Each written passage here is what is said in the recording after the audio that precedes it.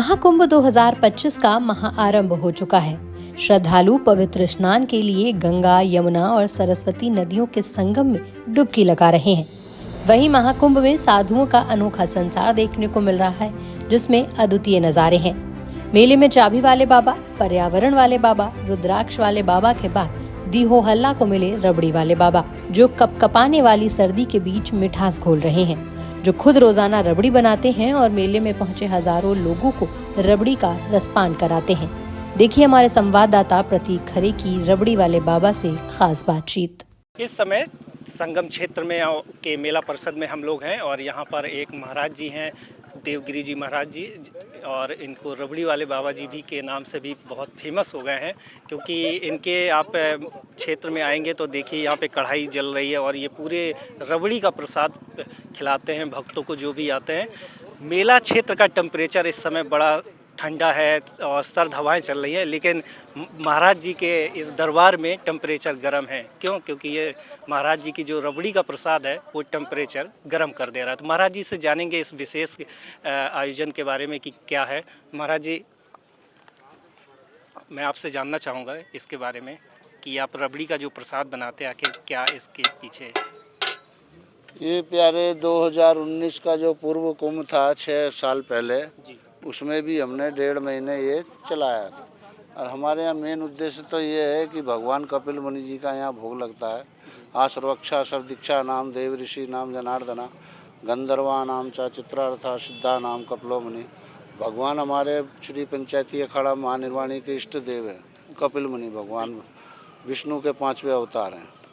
इनको भोग लगने के बाद 33 कोटि देवताओं का यहाँ सवेरे हवन होता है रबड़ी का ही।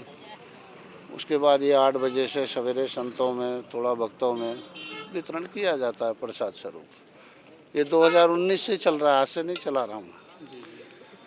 ये महाराज जी, हमें ये जो आप रबड़ी का इंतजाम है, ये हमेशा 24 घंटे चलती रहती है या फिर इसका भी कुछ कुंभ में तो 24 घंटे ही चल रही है। 9 दिसंबर से चल रही है, 6 फरवरी तक चलेगी जी। और इसमें जो दूध है, ये सारी चीज़ें कहाँ से इंतजाम होता है? क्या भक्त हम नहीं, भगत वगत कोई नहीं, आप देख ही रहे हो, सब खा खा के जा रहे हैं, कोई रुपया भी दे रहा है जी जी। ऐसा है, रबड़ी चाहिए सबको।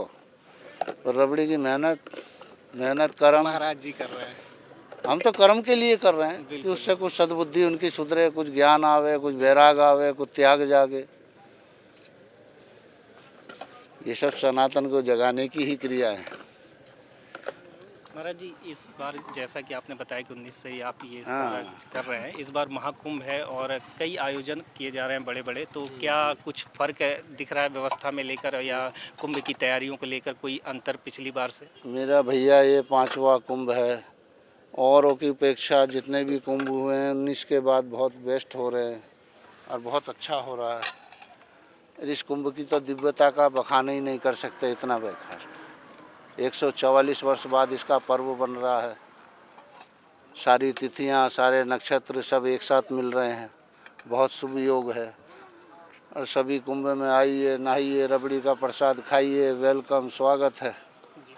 महाराज जी, कोई भक्तों को संदेश कि कुंभ को लेकर कोई जनमानस में आप संदेश देना चाहें? जनमानस में यही, आइए, साधु संतों का दर्शन कीजिए, कुंभ नहाइए, अपने पुण्यार्थ को जगाइए। ये सबसे बड़ा संदेश है जी। ये रबड़ी वाले बाबा जी थे महंत देवगिरी जी, जिन्होंने बताया कि किस तरीके से हर समय ये यहाँ पर भोग लगाते हैं और ये उसी का ही प्रसाद जो भी भक्त आते हैं उनको देते हैं। कैमरामैन गौतम के साथ मैं प्रतीक खरे, प्रयाग क्षेत्र।